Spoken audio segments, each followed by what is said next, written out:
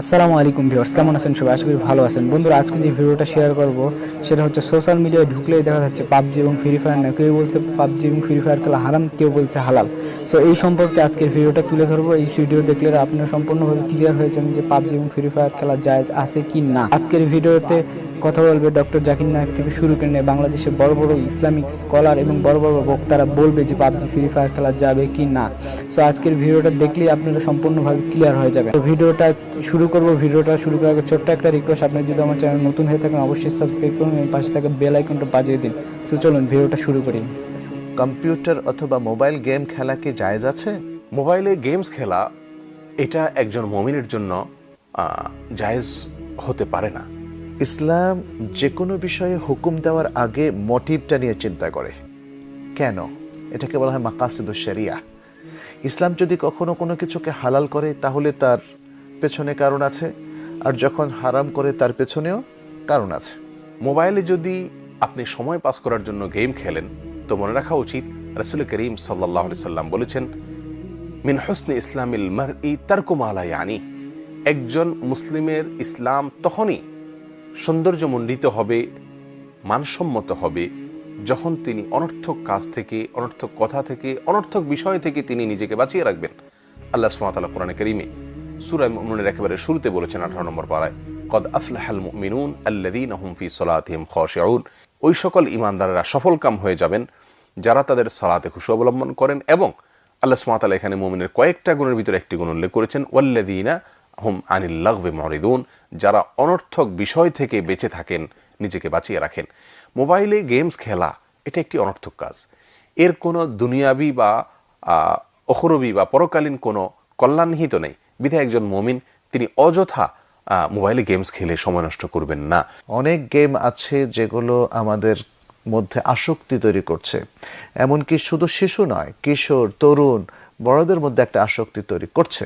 যারা একবার শুরু করেন আস্তে আস্তে এটা এক ধরনের নেশায় পরিণত হয়ে যায়। তার অনেক ইবাদত বন্দেগী পর্যন্ত ছুটে যায় এই গেমস খেলার নেশা থেকে। এই জন্য এই গেমস খেলার নেশা এটা একজন মুমিনের জন্য প্রশংসনীয় কোনো নেশা নয়। তবে সরাসরি এটাকে আমরা হারাম বলতে পারবো না। নিঃসন্দেহে এটাকে অনুচিত, অনর্থক কাজ আমরা বলবো। এটা থেকে বেঁচে থাকা উচিত একজন মুমিনের। বাচ্চাদেরকেও এটা থেকে দূরে রাখা উচিত। সুতরাং কম্পিউটার গেম এবং মোবাইল গেম এগুলো মধ্যে দেখতে হবে, যদি অঙ্কের খেলা হয়ে থাকে কিছু সামান্য, তাহলে সেগুলোকে ডিস্টিংগুইশ করা উচিত। আর সাধারণভাবে যে সমস্ত গেমগুলো আছে এগুলো নিষিদ্ধ। কারণ অনেক গেমের মধ্যে মেয়েদেরকে স্বল্প বসন আকারে উপস্থাপন করা হয়, ছেলে মেয়েদের মধ্যে তাদের একটা অদ্ভুত একটা রিলেশন দেখানো হয়, প্রেমের অনেক গেম আছে, তারপরে যুদ্ধের খুব বাজে বাজে গেম আছে ইত্যাদি। অধিকাংশ গেমের ক্ষেত্রে আমরা বলবো যেগুলো আসক্তি তৈরি করছে, কোনো উপকার নেই, কোনো কল্যাণ নেই, যেগুলো আমাদেরকে মিসগাইড করছে, এগুলো সবই হারাম হবে।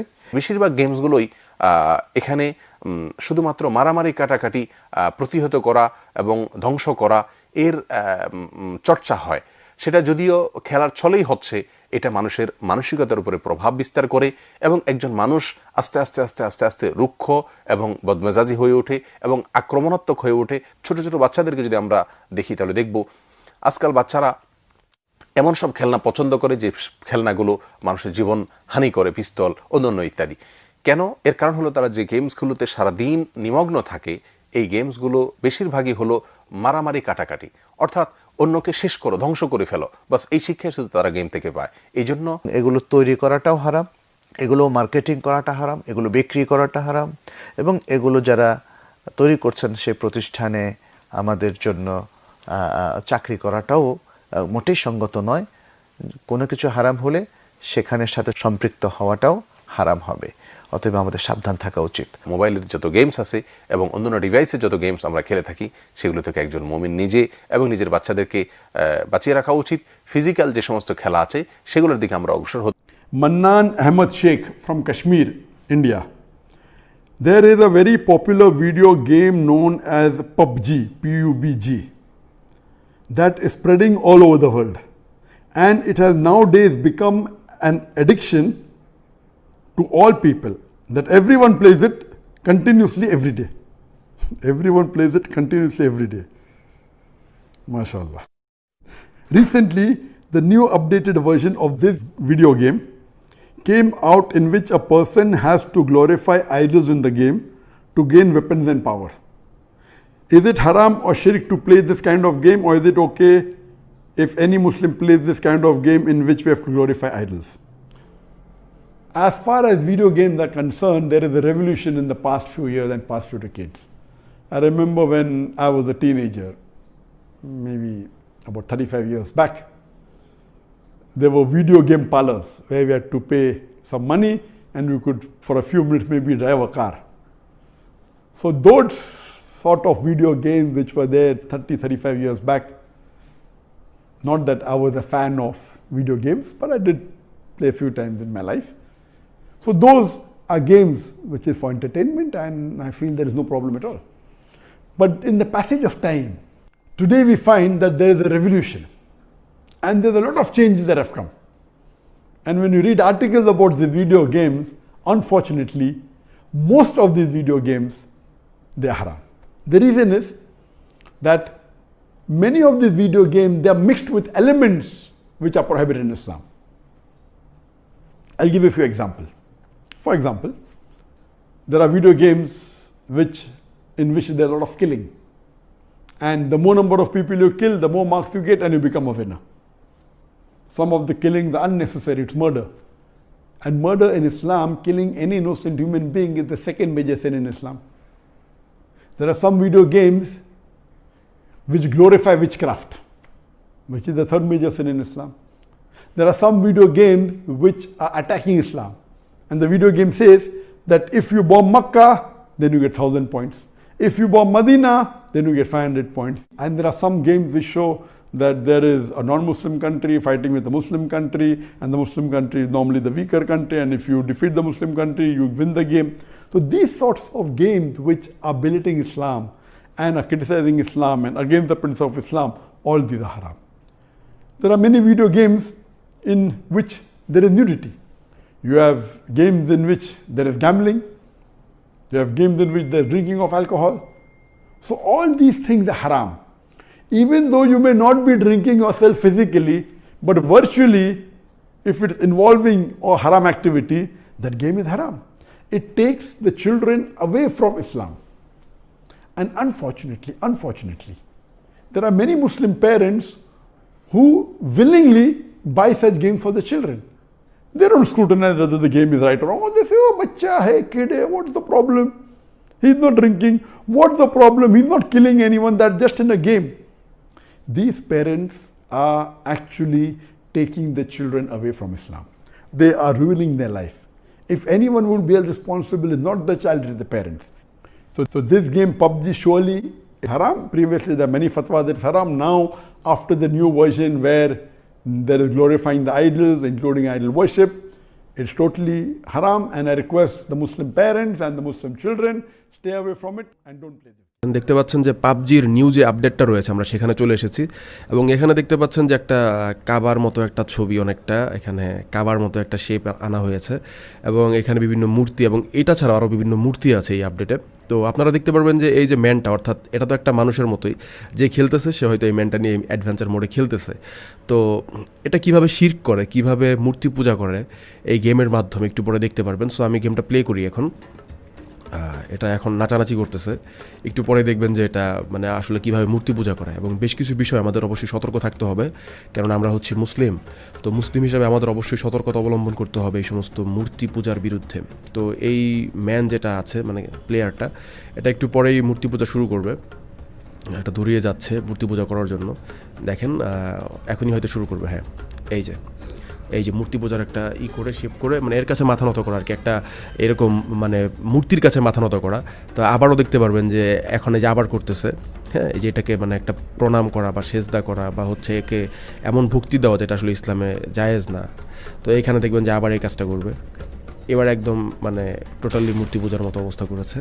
তো একটু পরে দেখবেন যে কাবার ছবি দেওয়া আছে, তো সেই কাবার ছবির মানে একটা মূর্তির মতো, সেটাতেও মূর্তি পূজা করা হবে বা সেটাকে সেজদার মতো একটা জিনিস করা হবে।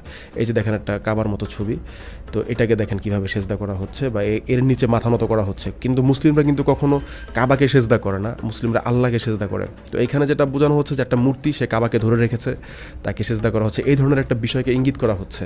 মানে এনিহাও আপনার মধ্যে অ্যান্টি ইসলামিক বিষয়কে ঢুকে দেওয়া হচ্ছে। আপনি হয়তো গেমটাকে খুব ভালোবাসেন, ভালোবেসে খেলতেছেন, কিন্তু আপনি এই ভালোবেসে এমন কাজ করতেছেন যেটা আসলে আল্লাহর হক।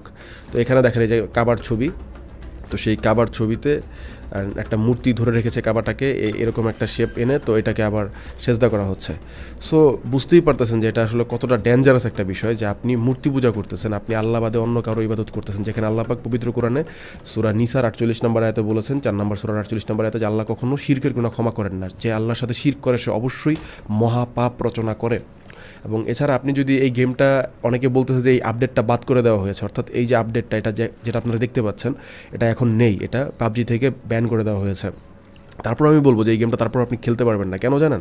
পবিত্র কোরআন সূরা মুমতাহিনা 60 নম্বর সূরার যদি 8 থেকে 9 নম্বর আয়াত খেয়াল করেন, তাহলে 9 নম্বর আয়াত দেখতে পারবেন যে আল্লাহ তাআলা বলতেছেন যে আল্লাহ তো শুধু তাদের সাথেই তোমাদেরকে বন্ধুত্ব করতে নিষেধ করেছেন যারা তোমাদের ধর্মের ব্যাপারে বা তোমাদের দ্বীনের ব্যাপারে চক্রান্ত করেছে, ষড়যন্ত্র করেছে।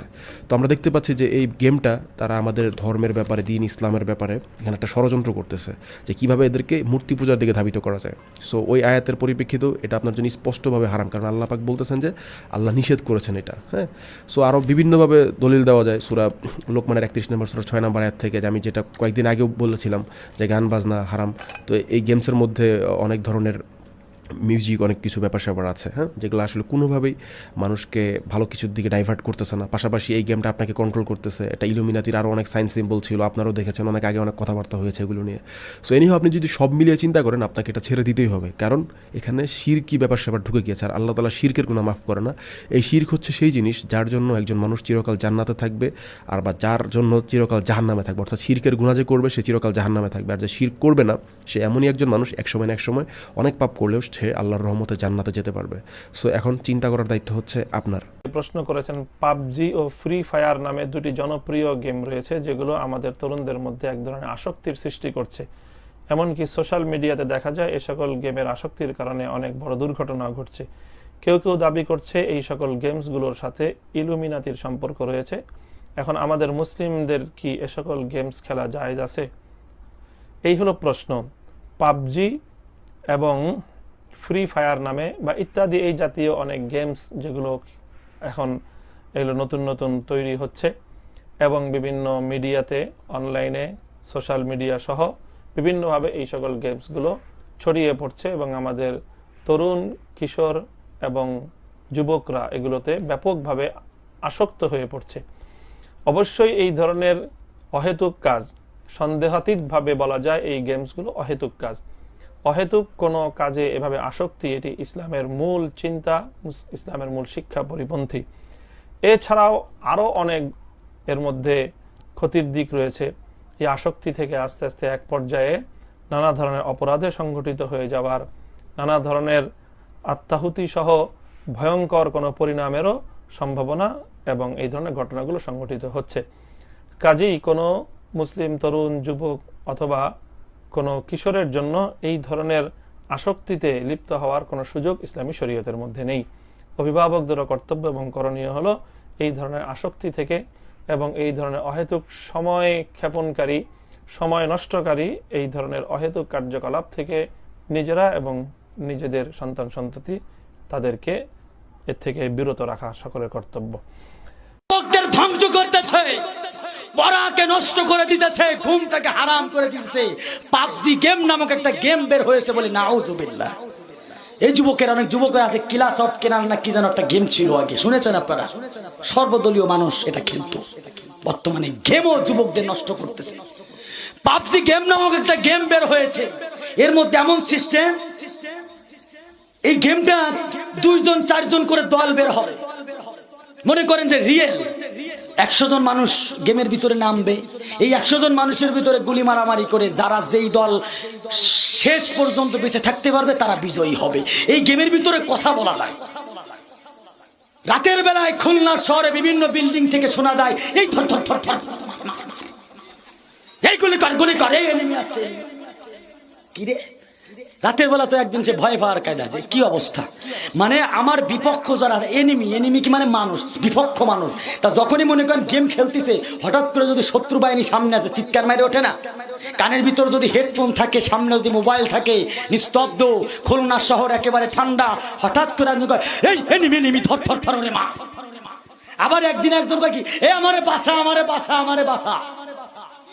বাসা মানে আমার আঙ্কেল কিরাম হলো, জেনে ধরলো না কি ধরলো, পরে বুঝলাম যে না গেম খেলতেছে, ওরে মারিছে, ওরে আহত করে, তার রিভাইভ দিলে নাকি আবার বাইসে যায়, তাকে আমারে বাসা। তাই মনে করি যেন 7 থেকে 5 তলা ছাদ থেকে নিচে পড়ে গেছে। নাউজুবিল্লাহ কবেন না। আজকে দেখেন গেম দিয়ে মানুষের পড়া, মানুষের নামাজ, মানুষের ইবাদত বন্দেগী ধ্বংস করছে যুবক দিয়ে। যে যুবকেরা কোরআন পড়বে, নবীর আদর্শ পড়বে, যে যুবকেরা ইন্টারনেট ব্যবহার করবে কোরআনের জন্য। পাবজি, হ্যাঁ পাবজি, এই পাবজি খেলতে যাইয়া ছেলে মেয়েদের লেখাপড়া, নামাজ রোজা সব শেষ। এইরকম মোবাইলের গেমস একটাও জায়েজ না, কথা বুঝতে পারছেন?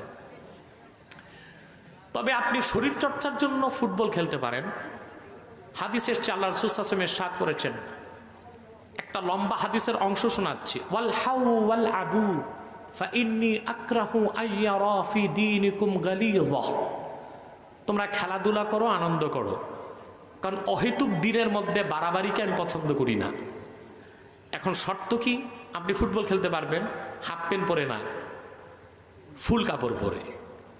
2, হাততালি দেওয়া যাবে না, অট্টহাসি করা যাবে না, বাজিও ধরা যাবে না, নামাজ কাজা করা যাবে না। এসব শর্ত রক্ষা করে যদি পারেন তাহলে খেলবেন, আর যদি শর্ত রক্ষা করতে না পারেন তাহলে খেলা জায়েজ।